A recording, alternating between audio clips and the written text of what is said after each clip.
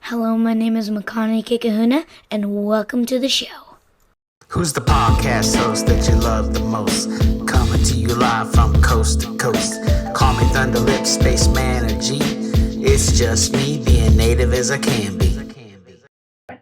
All right, so this is the very, very first in-person recording of this podcast. Let me rephrase that. This is the very first in-person recording in this brand new studio setup. Because I did record with my cousin once, both of us huddled over an iPhone in my backyard with planes flying overhead. Doesn't really count. So I'm here with Shelise. She's my very first guest. I'm very excited. Shelise is a transracial international adoptee, right, from Korea.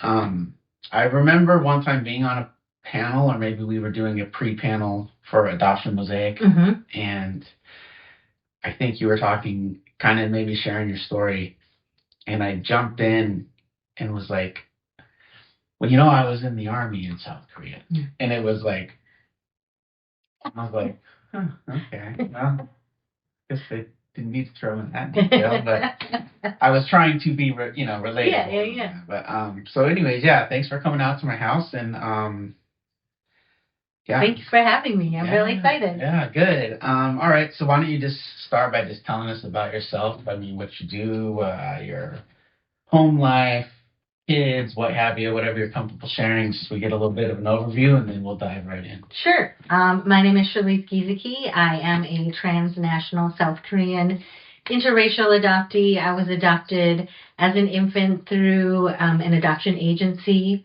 and I was raised on a farm in a white family with by my parents and 3 siblings, an older brother, an older sister, and a younger brother, and they are all my parents' biological children. And I grew up in a small farming town, very white.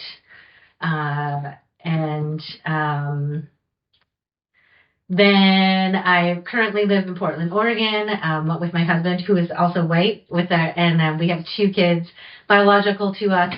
They identify as multiracial. My daughter is 12 and my son is 9.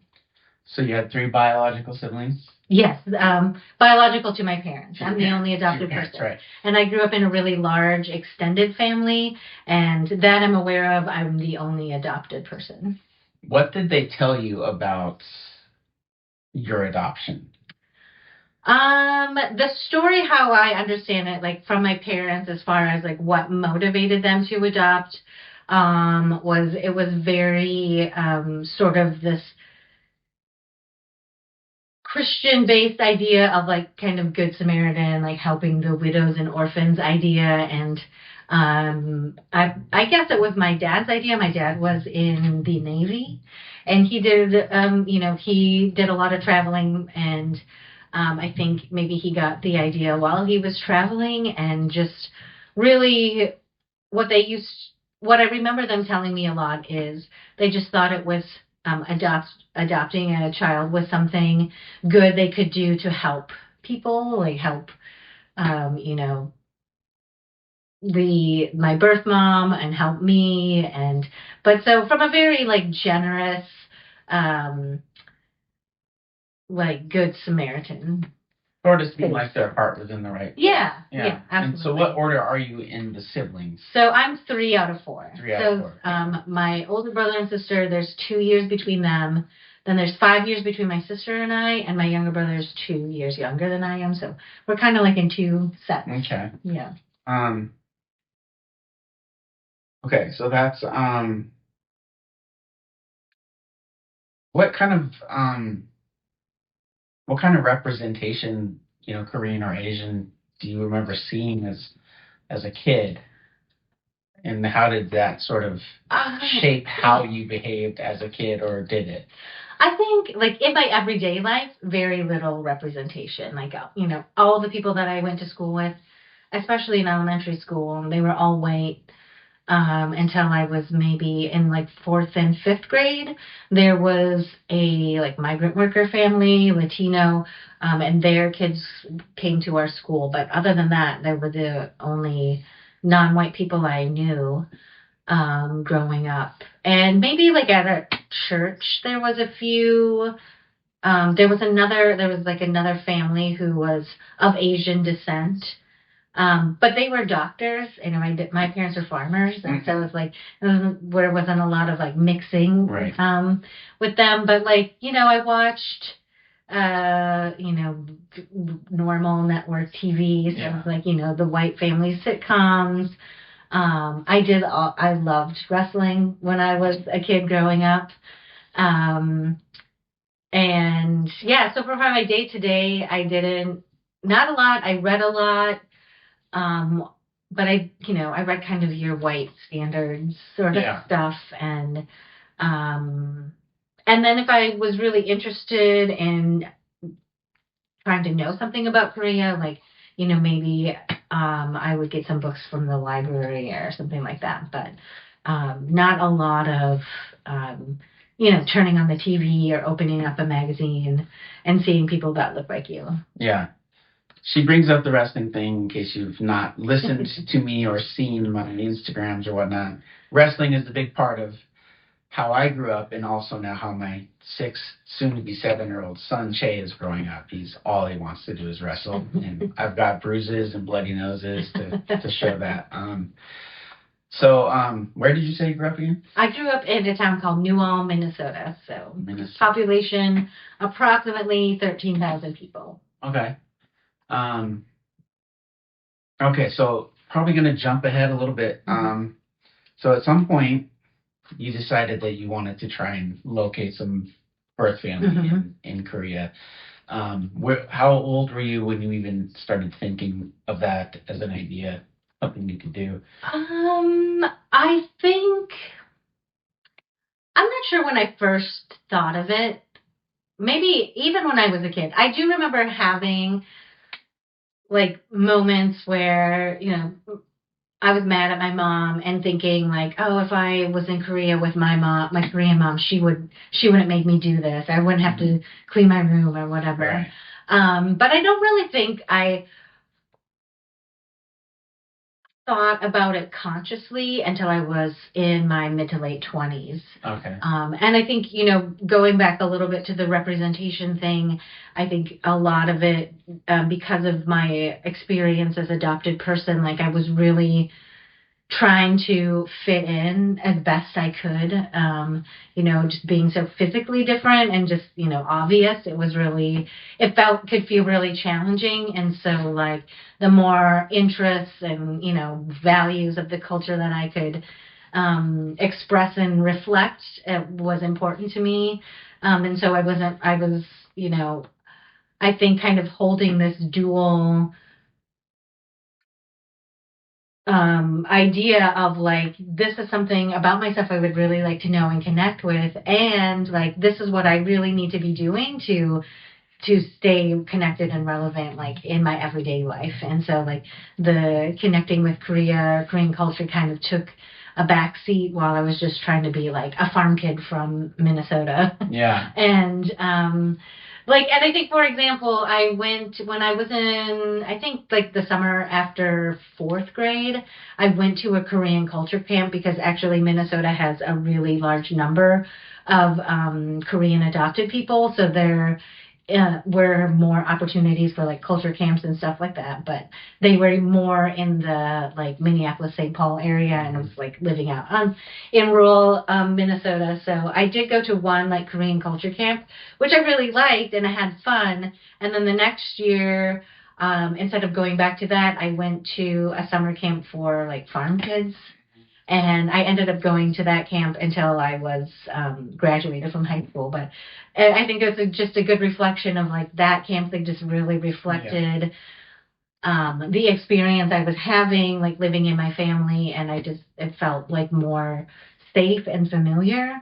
And like, if I was biologically born to my family, that's what I would be doing. The farm camp felt more familiar. Yeah, it just felt like the more obvious choice. And so and then when I probably when around 26, 27, about the time I was getting married, So like a big transition in my life, even though I had been with my husband and I had been dating for 7 years before that, but a lot of times for adopted people, like any major life transitions can really have the potential to stir up a lot of those maybe shelved or kind of pushed back or compartmentalized feelings about the adoption experience. And so I think that, and that was and I also had started therapy for the first time. Mm-hmm. And so I think a mix of all of that really got me thinking about who I was, who I wanted to be, like what did I need to know to feel like I could figure out who I was. And so I ended up applying, and actually at the same time, that was also a time where I was connected with Adoption Mosaic, which is a Portland-based organization that provides community and education for members of the adoption constellation.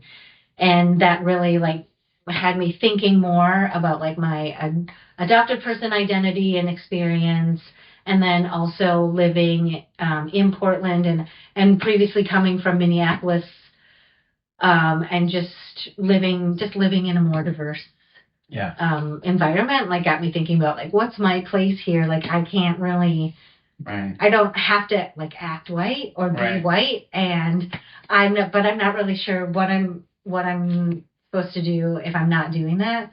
And so like all of those things kind of like got thrown in the mixing bowl, and one of the results was like I was like, oh, I think I'm going to try to find my Korean family. And so I was able to go to Korea along with my husband as a part of a program for Korean people, adopted people who were interested, who had never been to Korea and were interested in finding their birth families. That was organized by a group called Goal it was created by Korean adoptees in Korea to help other Korean adoptees who were coming to Korea. So we were there for like 2 weeks and maybe 10 days. And part of that was like visiting the orphanage that you were a part of and looking at your file from the adoption agency. And then I was also on a TV show. Oh, okay. So growing up in Minnesota, feeling more comfortable at the farm camp, and part of the reason I started this way back in the day was growing up as a mixed kid in a small town, and I'm not adopted, but my mom is white, my sisters are white. That's mainly who I grew up with, mm-hmm. And I would spend summer breaks and things like that with my dad, and that would be my exposure to my native side. Mm-hmm. And I would have a lot of this maybe anxiety a little bit, but just being around other natives, and I kind of felt out of place. And kind of imposter. Big time, yeah. And I felt like these guys are authentic, and I may look the part, but I don't really know what to say or do. And so there were times, and I'll speak for myself and then ask you, like there were definitely times, especially when I would go home, wishing I was just white and not mixed, because the town itself was pretty redneck, and there wasn't any like burning crosses in my yard, but there was definitely a lot of microaggressions. I don't know if that's from vibe. Yeah, and it was from teachers and mostly adults, really. Some from the kids, but mainly adults. Just they treated me a little different, and I didn't recognize it for what it was then. So did you have anything like that when you were coming up in this smallish town in Minnesota? Like, would it be easier if I just wasn't Korean and something like that? For sure. And I think that like having siblings who were white, like really, it was, I think being adopted in general, the experience lends itself to people feeling insecure in their family anyway, and just mm-hmm. having experienced the trauma of mother loss at a young age. And so I think it's just like, I remember being, especially in middle school, I remember thinking like, I'm pretty sure more boys would like me if I was just white. Because, it's like, I like the same things. We're like from the same place. And if I didn't look this way, it would be easier for me. Mm-hmm. And I absolutely, had a lot of times where I was like, this would be a lot easier if I was white.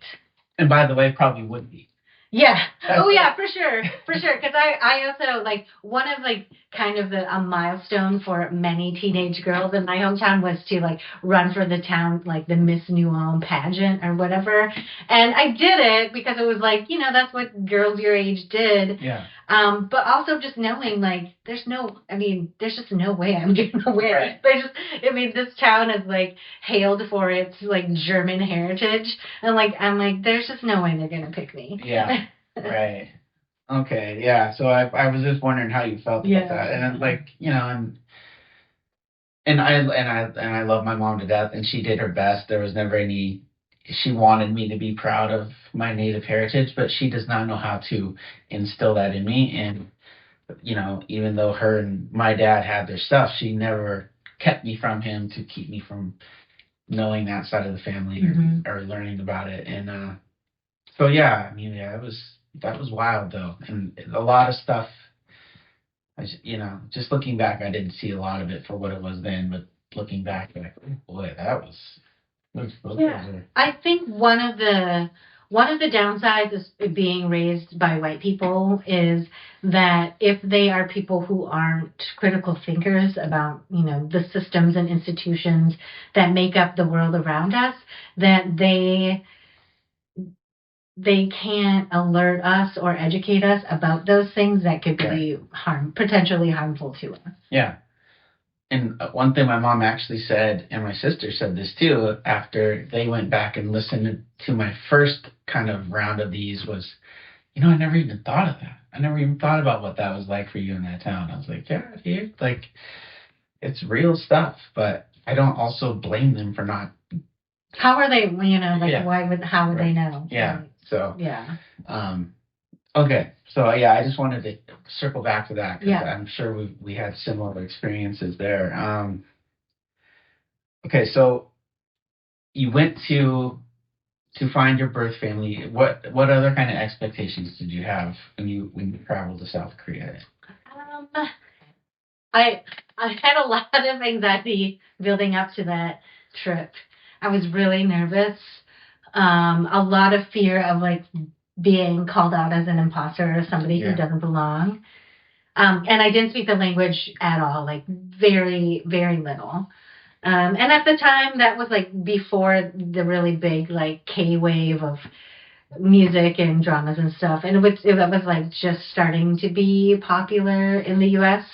And so I really wasn't plugged into that either. And I think I just didn't know what to expect. I had read a lot of other people's experiences about traveling back, and I think my biggest fear was just getting there and not feeling like I belong there. Yeah.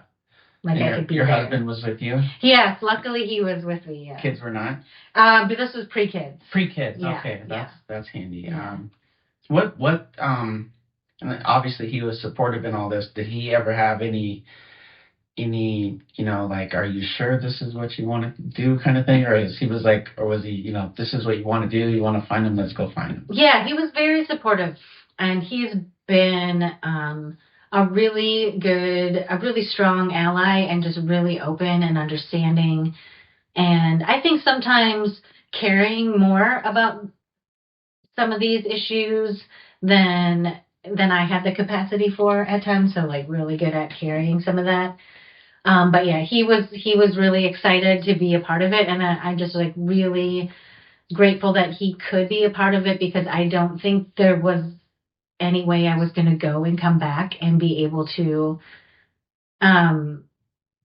just relay what this experience meant to me. So to have him there and to be witness was really powerful and really important. And I think it really, I think it just helped him know more things about me. And also, we didn't have kids, but we were planning on having kids. And so I think too, like him having the ability to experience like that part of my culture of origin for himself was really a cool opportunity. Yeah, totally. Yeah, that's huge. Yeah. So do you remember what was it like just stepping off that plane? Like that first initial moment or two, like did it feel like home? Did it feel just like I'm in a foreign country? Like what was that like? Well, the things I remember, like getting off the plane, where like my face was so oily over the plane ride. That's definitely a distinct memory. I'm like, what is happening? But really, like once we got outside, like we stepped outside the airport, I had this experience, and I describe it of like I like felt my like bones settle. Like I was like my body was just like connected to the earth there, and like it was like a kind of like this spiritual sigh. It's like, Yeah. oh, okay, like this is a place for me. And I hadn't expected that, but I really did. I mean, I have a conscious memory of feeling just like all of a sudden like settled into. Yeah, that's so killer. Yeah. That sounds really. I get a small bit of that when I go to Klamath Falls, even where my tribe is from, even though I've never lived there. Yeah. But I get down there and there's just a little bit of like, yeah, this feels kind of good. This feels kind of comfortable, and I think I'm always talking about the ancestors. Yes, I think that totally. Now that I like more have more awareness of the idea of like connecting with your ancestors, I think it's kind of a thing, right? It's like plugging in the cord that's the line to that. Yeah. There's a welcome home moment from the ancestors. Yes. Yeah. That's so cool. Yeah. Dude. I like how you put that too. The bones settling. Yeah. Okay, so tell us a little bit about the search and what kind of things you bumped into there, because you didn't ultimately end up finding them, correct? Correct. Okay, yeah. So tell us a little bit about that. Spoiler alert. Yeah. I mean, I think the way that through this program, it was the perfect way for me to approach this process, because it was all thought out by other people. And, I really just had to show up and like say yes or no, or fill out these forms, or, be at this place at a certain time. And that like, it took all the logistical stress out of it, which was really good for me. And it was just like somebody was thinking, there was interpreters and how to get to and from. And so part of the process was so in Korea at the time, I was adopted, in the late 70s, early 80s. There was 4 major Korean agencies that worked with agencies in the United States. And so I went to my Korean agency, which was Eastern Social Welfare Services. I think that's what it was called. And so they have a building, and we all went. There was a group of us from who were adopted through that agency, and we like just sat around in this room, and then some people would. I think the adoption agency director, like we had lunch together, and then we just sat around in this room and waited for a social worker, and they just took us to another room where they showed us whatever paperwork they had available. But you weren't allowed to get a copy, and you weren't allowed to take pictures or anything. They just kind of went through it with you. And from what I know, the experience, like reviewing your file, varies quite a bit depending on who's helping you. Yeah.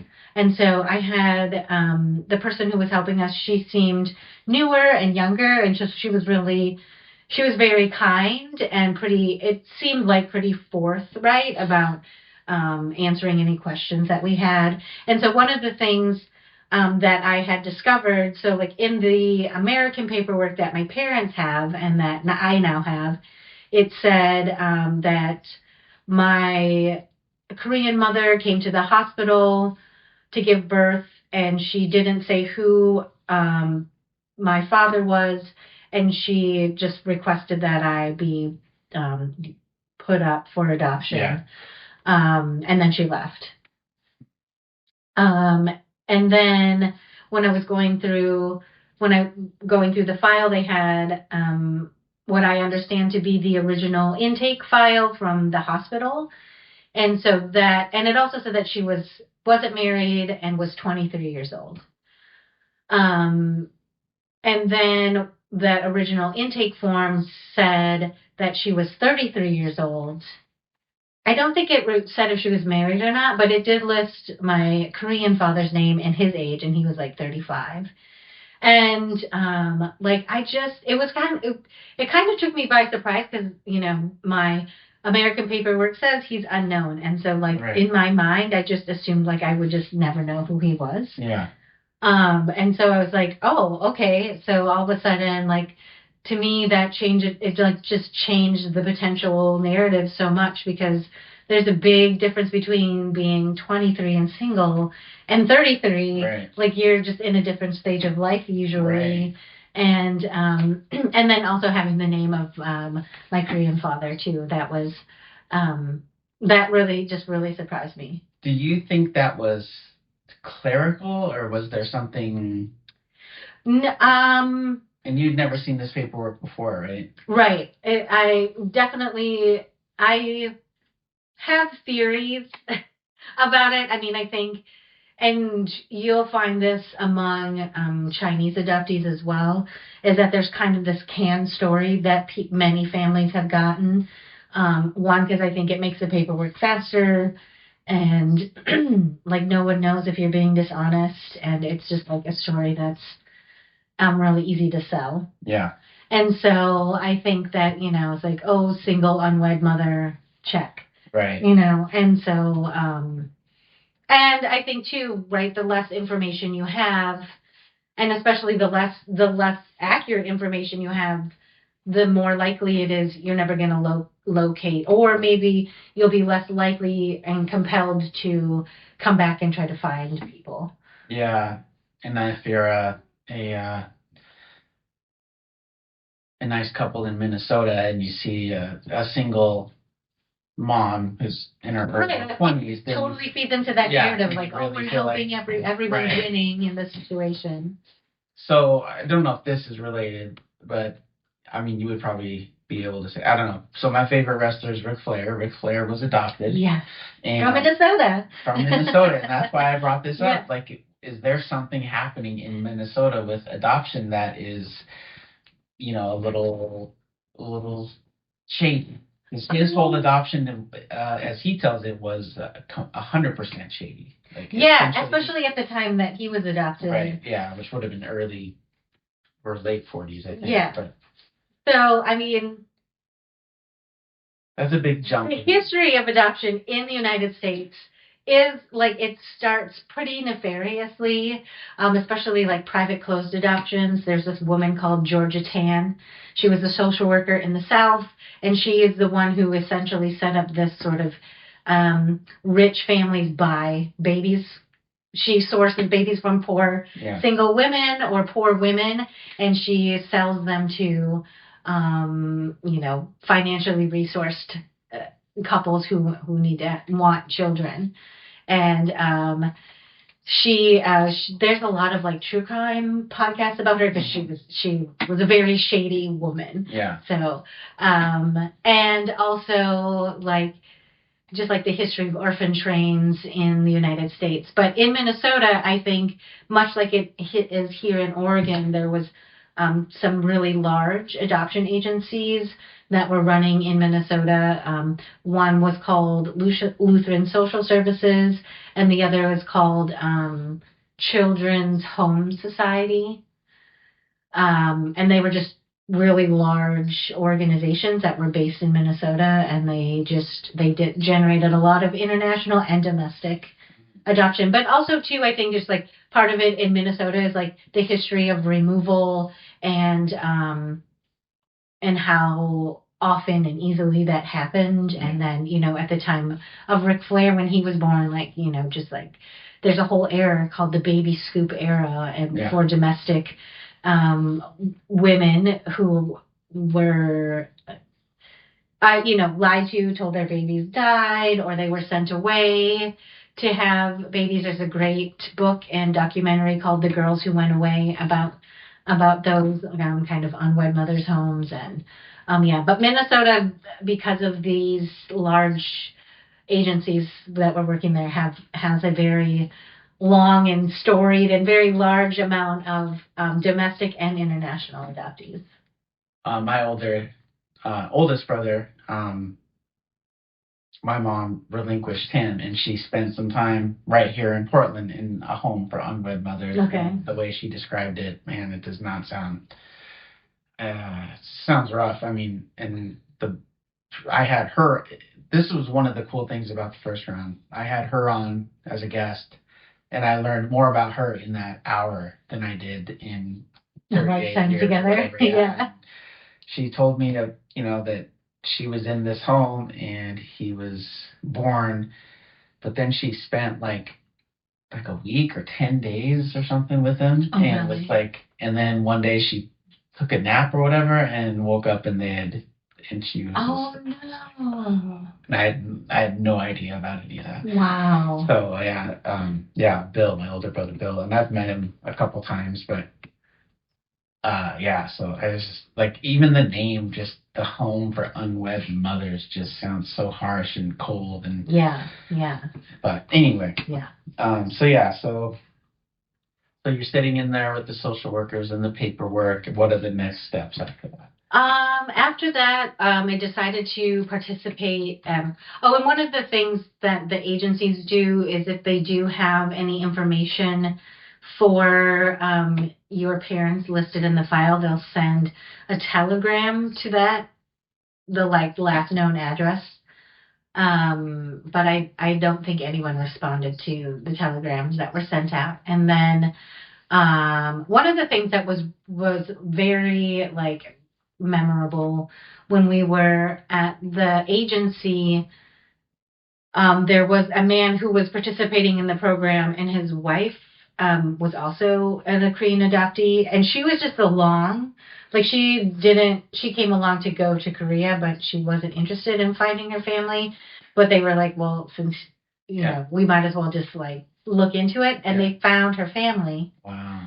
And when we were there, we were walking through the halls, and she was meeting her family, and all of a sudden we were walking and we just heard this bone chilling, keening wail. And it was her mom, seeing her for the first time. And it was just this unearthly, a sound I've never heard before in my life. But everyone was just stopped and was just it was just so full of so much raw emotion. And also just seeing them together was so obvious that that was her family. They all looked so much alike. And so after the agency, then we went to do this TV show where they, their thing is connecting people who have been separated, especially in Korea, during wartime or in some other way. And they had a segment that was just for this, our cohort of Korean adopted people who are looking for their parents. And so they highlighted some people, and everyone went on the show and introduced themselves. And then as part of the pre-show interview, they asked you to fill out this form and write a letter to your parents. And so when we got to the studio, one of the producer people was like, we want you to read the letter that you wrote to your parents. And I was like, okay. And I did not write that expecting to share that with anyone else. Yeah. So I was a little caught off guard, and I remember my husband walked in and he looked at me. He's like, "What's going on?" Because I was just what? So I read the letter on air. Yeah. And then they have this little paid group of ladies who are the studio audience, and all crying. And so that was really crazy. The funny thing is, one of the funny memories from that taping was that the producers were like, they had the list of all the people participating, and they kept calling people by their Korean names, Yeah. but nobody there was ever called their Korean name, and so like they're calling up these names, and no one's answering them because they're really looking for Jenny. Right. Oh, how funny! I never heard that. So that was really funny. Because I remember standing next to this guy, he kept yelling this name, and then like, you got to use their English name. Yeah. And he's like, oh. Right. You think they would have that dialed in if they're making that show every week? Oh wow. Yeah. The funny thing that I found about Koreans, like native Koreans or people who lived in Korea or were raised by Koreans, is that they're not very adoption literate. Yeah. But still very much kind of like secrets and lies drama kind of ideas. Yeah. But you would think for a nation that is just rife with adoption, more people would be a little more savvy about it, but not really. Yeah. That's interesting too. And it wasn't until meeting Laura, who, my girlfriend and partner, even though I have an adopted little brother and an older brother who was relinquished, I was very unsavvy about it as well. Yeah. And I remember one of the early discussions I had with her is finding out one of my coworkers was adopted and asking him about, reunion, and he wasn't interested in it. And so my thought was like, oh, well, he's not interested. I guess that's that. And then it was on talking to her. We're like, well, that's part of his story. That's part of who he is. Don't you think he should know that story? And it just totally changed and I got more and more as we went along and did a couple panels for Adoption Mosaic and whatnot. And but I think there's a good portion of, at least a lot of people I know, it's not something people think about a lot, especially if it's not in their line of sight or their family. Mm-hmm. So okay, so let's see. So you so how are you feeling about this process so far? Were you feeling optimistic?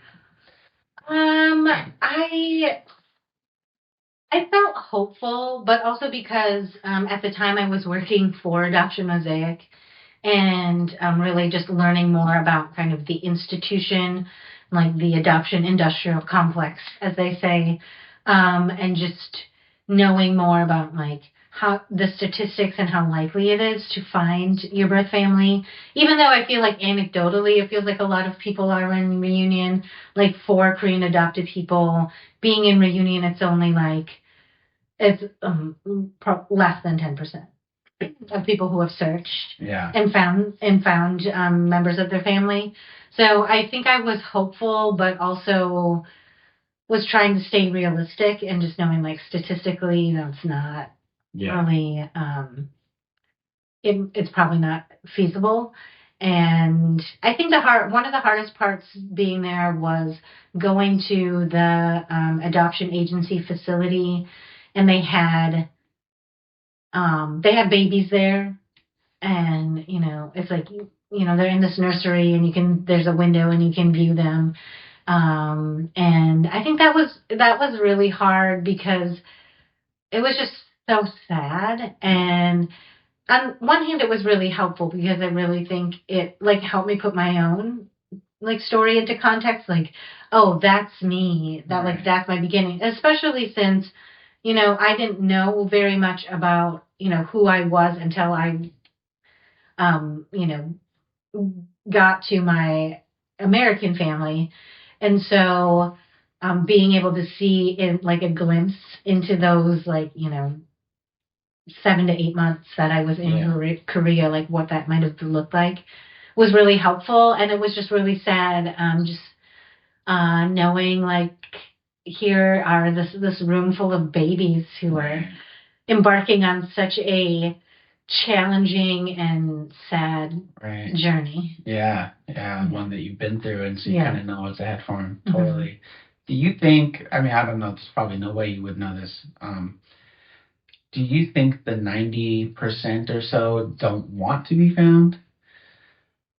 I mean, that's kind of a big question, but did you kind of pick up on any sort of vibes like that when you were there? Yeah, actually, I mean, there's a lot of, just because of the social culture in Korea, if you were actually a single woman giving birth, and who had relinquished a child, and then maybe you get married later on and have a family. Like, there's many stories I've heard of people who have found their families who are like, I can't tell anyone about you because I have, my husband will divorce me, or my other kids will be really upset, or, and just like a lot of secrecy. And, it generally, Koreans aren't like big talkers, Right. so they're not really like, let's, being forthright or transparent about their past or whatever. So I think there is a lot of that. I think, and I know that there was a young man who was a part of my cohort when he was with the social worker reviewing his file. The social worker told him, "Oh, it's probably better if you don't try to find her because you could really mess up her life by revealing yourself." And which is true, and that's actually not his responsibility. Right. Like, that I was very offended on his behalf, because I'm like, that's not his. That you shouldn't put that on him. That's not fair. Yeah. And he's just a young man trying to find his mom, and who his people are, himself, and what the consequence of that is, in my opinion, is not his fault. Yeah, for sure. Oh man, that seems like the last thing you'd want to say to an adult. So cruel. I just think so unnecessarily cruel. Oh man. All right. Okay. So was the plan, if you didn't find your family there before you left, they're still going to stay in contact, or was it?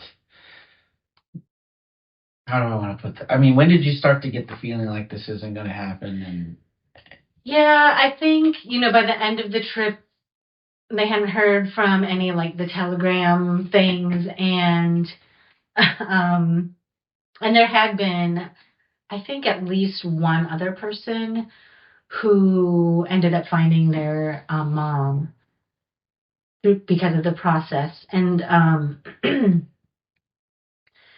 yeah, and so I'm not really sure exactly when, but part of what I wanted for myself at that time is to feel like I had done all of the things I could do in order to find my Korean family. And so, like, going there, being on the TV show, going to the agency, and she was like kind of ready to move on with my own life, and like think about having kids. And like, I really felt like I had to go through this process, no matter what the outcome was, to kind of move on to the next stage of my life.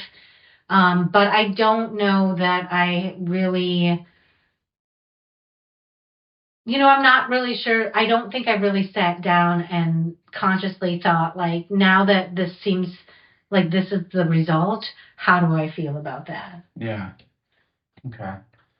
So, so there wasn't like a big. Was there a sense of disappointment when you left? A little bit, yeah. I mean, it's like, and it's just so much part of the adopted person experience, where it's the both and.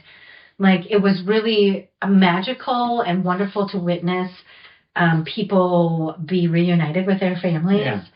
And that was really cool. But it was also like really sad and hard to see other people have what you had gone there to do for yourself. Right.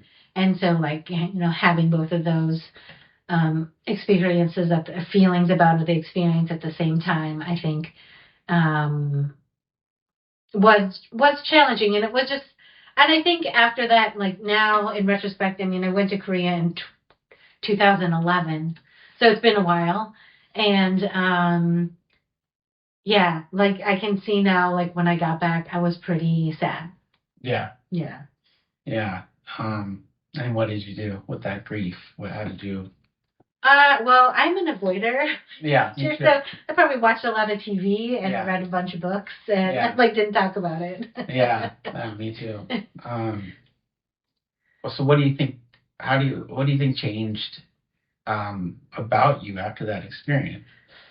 Well, I think I did, like, I definitely came back from that trip with a more like rooted sense of self of like where I was from. Like I think just it's because of I think a lot of because of like racism and white supremacy, like how I thought of or how other people around me thought of and viewed Korea was like wasn't based in any kind of reality. Mm-hmm. And so to be there and to see like that it's, the mix of the kind of the really ancient and contemporary, and then it's like a mix of these things, and like that it was a real place. Yeah. Was really great for me, and just like that I could think like when I thought of like where I was from, I could think of places I had been and food I had eaten and experiences I had had there. Whereas before I went, it was just like this really nebulous idea of what I thought Korea might be. Yeah. Korea is amazing because I was there for 2 years when I was in the Army, and which is a little different experience than going there as a civilian because you're largely, controlled in what you do. But, we would take these gigantic Humvees down way out into the country to do training exercises, and there would be, the road would be dirt and it would be just wide enough for the Humvee, and then there would be basically like shacks on one side, but then off up in the hills would be these like amazing like monuments, these intricate like, and I think they were, more or less like funeral mounds of some sort, but they were like so intricate and beautiful, and the countryside is beautiful. And then you go into Seoul, and it's like this huge city, and it's vibrant and colorful, and there's food, and I loved my time in Korea. I mean, if you took the army part out of it, but I did have a lot of fun there, and I got to experience a lot of it, and I remember getting my orders, and I'm looking at this piece of paper, and it said Camp Casey, South Korea, and I was like, South Korea?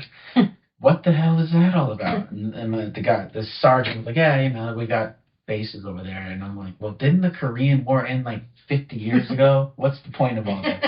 But then I went and had fun, and there's not a lot of people I know that can say they were in South Korea for 2 years. Yeah. Yeah, I love South Korea, and I would like to go back as a civilian and explore, or go back to my old farms maybe. But yeah.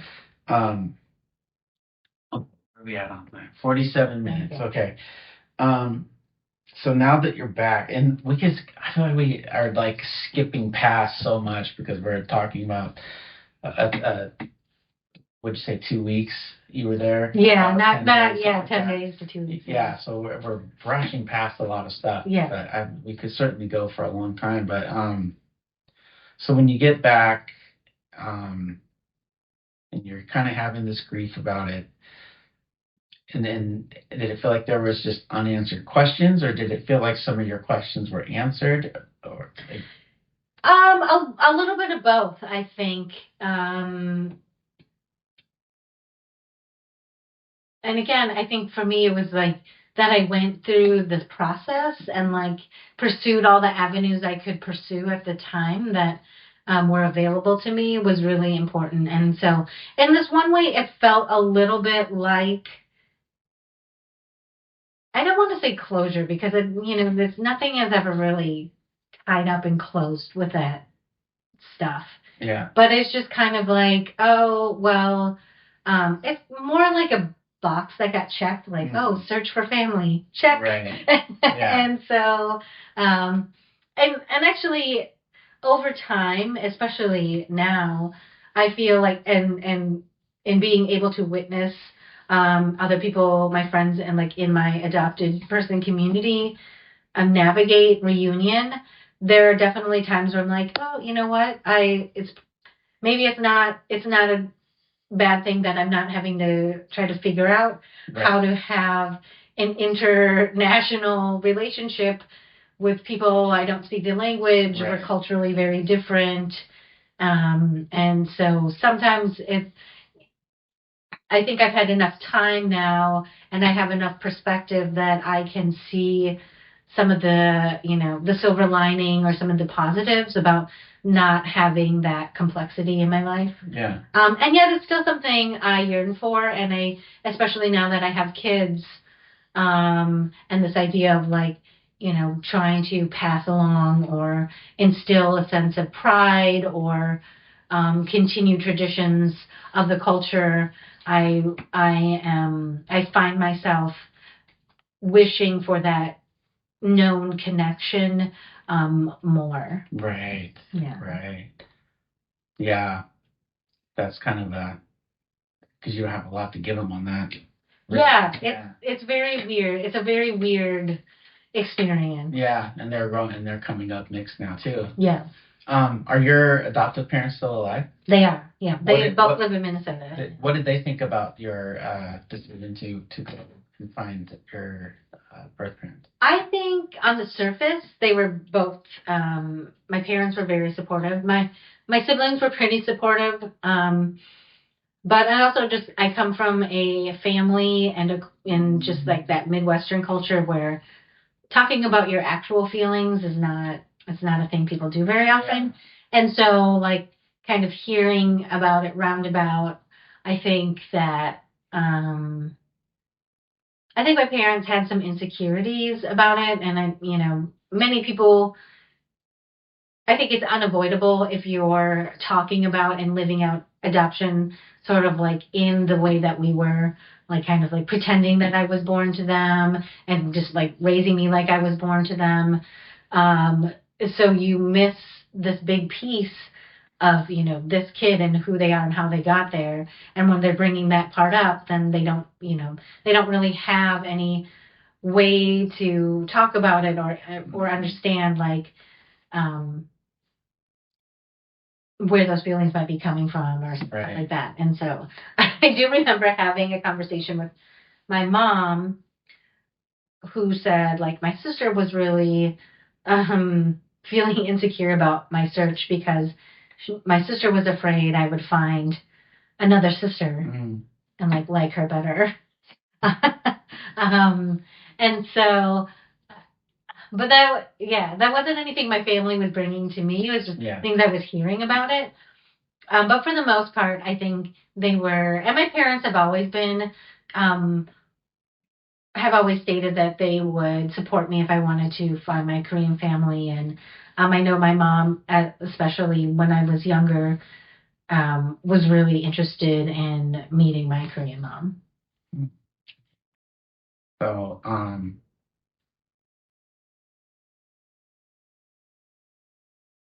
I don't know what I was going with that. All right.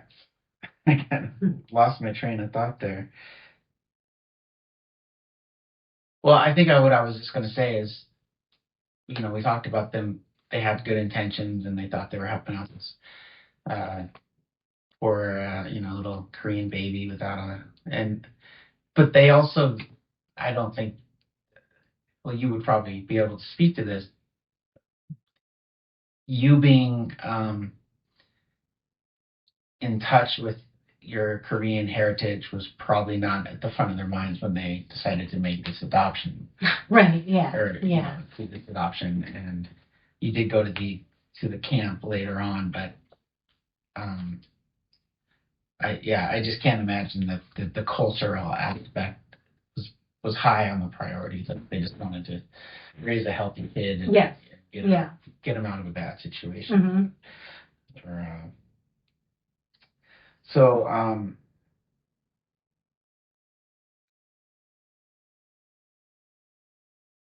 so you brought up your kids. That was going to be kind of my last little bit of this. So, white dad, Korean mom, mixed, and then as we've covered, you weren't able to make contact with your biological family. So, what is that like now? And so, what are you doing different to expose them or get them involved in their Korean heritage compared to what you experienced? Is it a higher priority for you to have that be a part of their lives? Yeah, definitely. And I think not only like the Korean part, but also the adopted part, because I think that's like to explain how we're living out the Korean part. The adopted part has to be a part of it so that I have some context for it. But definitely have always talked to my kids about, you have a family in Korea, and I don't know who they are, and but very much like, for me, reassuring them that they are Korean and that is part of their heritage, and they have every right to participate in that however they want to, and that they can pursue that and identify in any way that they want to. And I think that way more than my parents ever did. And so where I struggle is because I don't have I have this severance between my Korean culture and myself. Sometimes it feels really hard for celebrating holidays and things to feel really authentic, because I'm just like, there are sometimes where I'm literally just like looking it up on the internet. And so it's not like I'm making my grandma's recipe or, my family did this for generations, or this is the place we return to every year. And so that part is hard because for me, it feels very inauthentic. But I think something that really helped me with that challenge is Adoption Mosaic has started to put together. Okay, why don't you go see what it is? We're almost done. That's going to happen every episode. I promise you. Kate is going to walk in here and ask for something. Okay, sorry. Adoption Mosaic put together this community of children whose one or both parents are adopted. And one of the women that I know, her mom is Korean adoptee and her dad is white. And she described her experience of her mom being Korean. She's like, everything my mom did was Korean because I just saw my mom as Korean. And so that really, really helped me be like, oh yeah, I am living out one segment of Korean diasporic identity. There are actually many Koreans who live overseas, who've immigrated to other places, who also live outside of Korea. But I am living one element of that, and it doesn't make me less Korean. Maybe it makes me less culturally competent, but it doesn't make me or my kids less Korean. And so that was I always try to hold that idea in my mind when I'm feeling like I'm just like another jerk looking at these things on the internet, especially now that this Korean stuff is so popular. Yeah, that's so true though. And that's, I went through that same exact thing. And it was actually my dad who said, well, you're Indian. You're just as Indian as they are because you're Indian. Yeah. That's it. So you grew up in the city and they grew up on the res. There's the difference. Yeah. So that's so true. And that's so nice and refreshing to hear, because I think I even now need to be reminded of that. Because I still feel like I'm faking the funk sometimes. Yeah. But I mean, that's why this exists, because I want people to be able to tell stories, and I want people that feel like you can be in between two cultures, but you're also witnessing and living both, which can actually be an advantage. Yeah. So I'm really glad you said that. Yeah. That is really powerful. And I think that this idea of there's only one way to be, I really believe that is absolutely a result of white supremacy. Because viewing others through the white supremacist gaze tells you there's certain ways that you be Black, that you be Indian, that you be Asian. But really, if once you're, but that's just part of colonialism and white supremacy. Yeah. And because they reduce those ideas and lenses, reduce people to certain things without making room for all the complexity and nuance and just differences of experience, growing up on the res or not, or growing up in Korea or not. but it definitely is hard to feel. I definitely still struggle like with feeling really confident about it. Although I see my daughter like really confidently identifying as Asian, as Korean, and that is really helpful. That's killer. Yeah. Okay.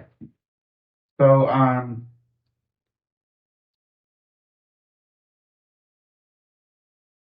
I'll ask this one first. Just kind of what you think.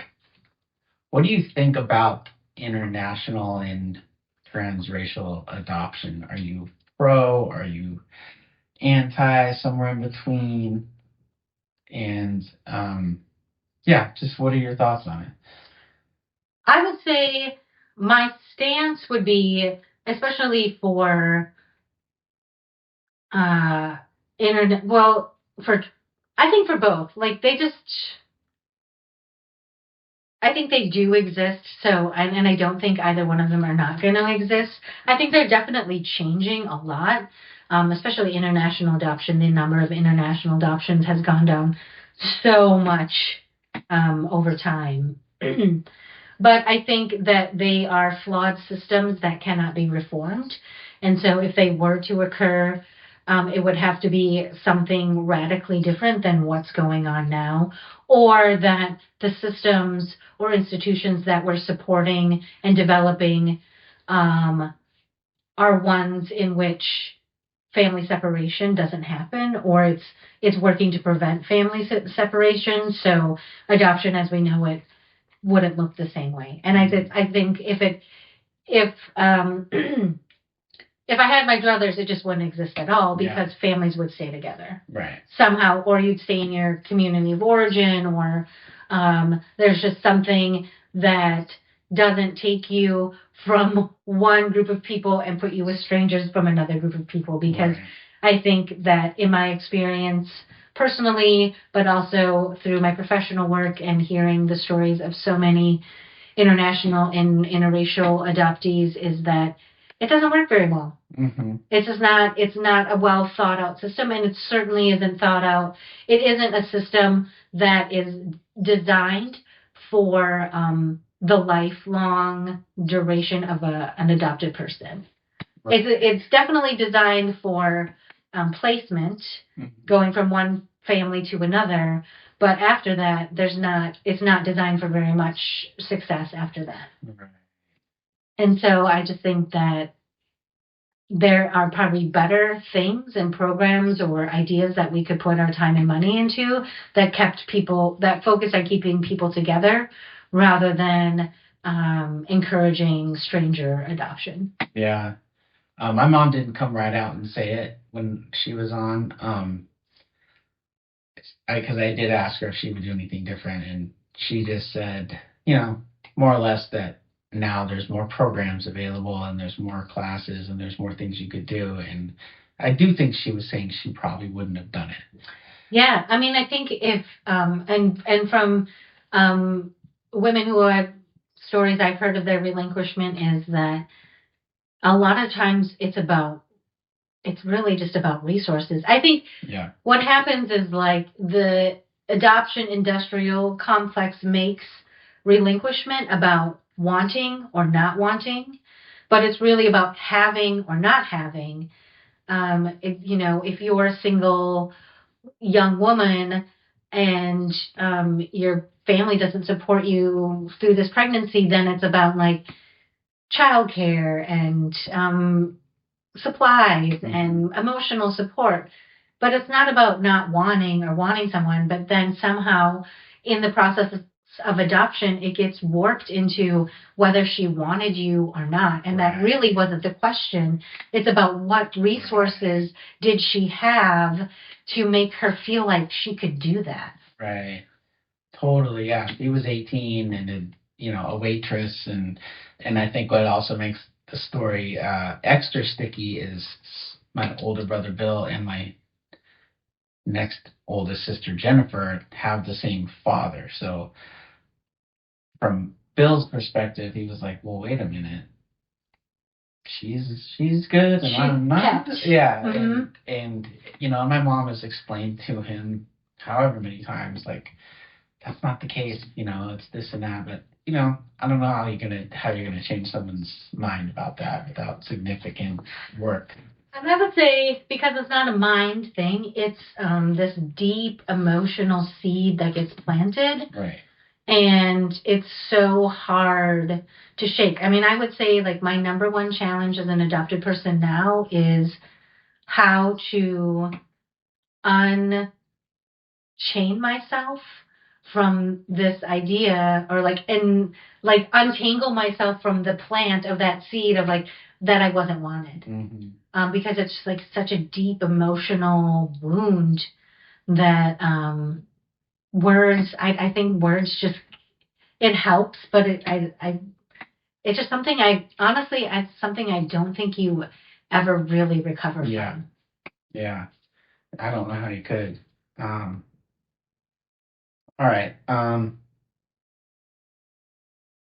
would also say, for the transracial, interracial adoption, is that,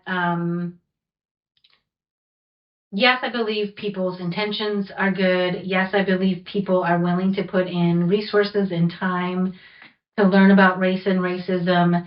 And I don't think that a majority of transracial families, especially, I would say this, I don't think a majority of white parents are accurately equipped to raise people of color. And I think it's a little bit of hubris and arrogance to think that you as white people can raise kids of color. Mm-hmm. I think that's like this systemic belief that has been built into the system to think, oh yeah, I, as a member of a group who has oppressed and, harmed these people, like people of color, oh, I can totally raise somebody to be proud, be a proud and well-adjusted person of color. I'm not saying that it doesn't happen, but I will also say that a lot of transracially adopted people don't become well-adjusted people of color until after they leave their white families. Yeah, the white savior thing. Yeah, totally. All right, I've got two more questions for you. So what would you tell your younger self now? Like, let's say the kid growing up in Minnesota. Is there anything you wish you knew then? Yeah, I think that multiple truths can be true at the same time, and something could be true and not true at the same time. That there's this kind of multiplicity that you have to be able to understand and navigate as an adopted person of color in a majority white environment, and that it's hard. And also, this, figuring out how to navigate this experience never ends. Mm-hmm. And that, you really do need, and especially because I grew up in Minnesota, and as a young person, I lived in Minneapolis, and Minnesota does have a really large and rich community of adopted people. But when I was living there, I didn't know about it. I was still, what some people say, in the fog, or I hadn't entered adoptee consciousness yet. And so I feel like I missed this opportunity to connect with people at a time where having connections to other adoptive people would have been really helpful for me. Yeah. And so just really encouraging myself to find my people sooner, because it would be a lot easier to get through some of these transitions in my life if I had known them. Yeah, not just. Would that include other Korean people, or are you speaking? Yeah, adopted people and Korean people, and kind of try to figure out how to manage that imposter syndrome. Mm-hmm. Because the truth is, if I am not in reunion with my family, and even if I wasn't living with them, I wasn't raised by them, no matter what, I still have to figure out what being Korean is to me, and how I want to pass that on to my kids. Right. And the only person who's going to do that is me. Right. Yeah, that's Man, anytime I look back on little Gino, I'm just like, oh God, there's a definite, Right. oh, I wish I could help you, you know. Yeah. But Yeah. but then I probably wouldn't be who I am now. But so who knows? But we didn't really talk about what you do now, as far as because you were with Adoption Mosaic and you moved on to other things. Is that correct? So Yeah. so I guess my last question is, what's next for you? What do you have on the horizon? Where's your adopting? Well, I'm looking for a job. Okay. But I have but I'm not sure what I want to do. I mean, I really loved working in the adoption community, and I think it's a place where I really feel like I have found my voice. And so I really want to continue being a part of that as a mentor, just like talking with people about adoption. I am a co-facilitator for a transracial parenting course that's hosted by Adoption Mosaic. It starts in September, so if anybody knows any transracial adoptive parents who want some real and practical advice about how to raise their kid, transracial adoptees, please sign up. It's a great course and it's a great community to be connected to. And one of the things I have been thinking about is writing a book. Oh, okay. Yeah. So not the book I ever thought I was gonna write, but I have been I have an outline. I've just been really thinking about pieces of that a lot. Yeah. So. I'm gonna do the forward on that. Yeah. I love this is what I found doing this show. How I didn't anticipate how much overlap there was going to be between adoption and growing up mixed or things of that nature. There's a lot of people, and this is like my therapist said this to me the other day when I told her I was considering doing this again. And I said, there's a billion podcasts. Do we really need another podcast in the world?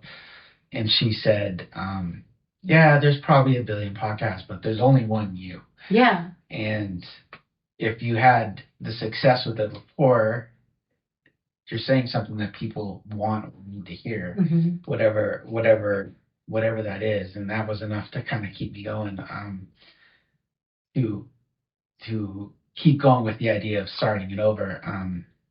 So I don't want it to.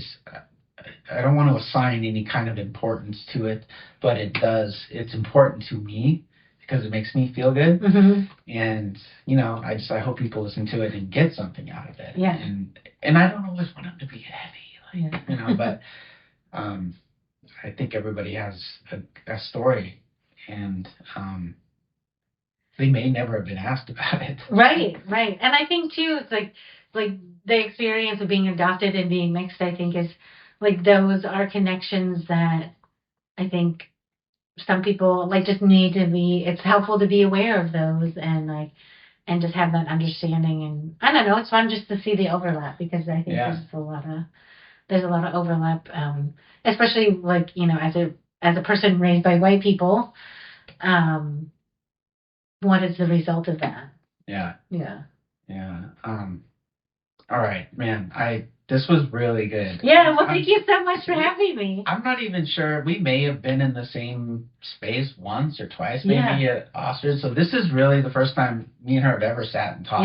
Yeah. And it felt like it went really well. I think so. Yeah. So, I really enjoyed it. Me too. So thank you for coming on. Thank you for being the first guest. And yay! I feel so honored. And, I'm so glad because I was just like, we'll just do Zoom. It'll be fine. And then it was your idea to come here. Yeah. And then I was like, all right. And then as it got closer, I was like, well, I guess I better start setting some stuff up so we're not just sitting on my couch, But that would have been fine too. It would have been. So thank you so much. I'm so glad you came on. This was really, really cool, and your stories, and I hope you write that book. Okay, thank you. I do think that would be a good read and would impact a lot of people. So thank you. I appreciate that. Thank you so much. See you next time. Stay tuned for some more good stuff. This is Native as I Can Be. I'm Gino Ray. This is Shelise. Bye. Bye.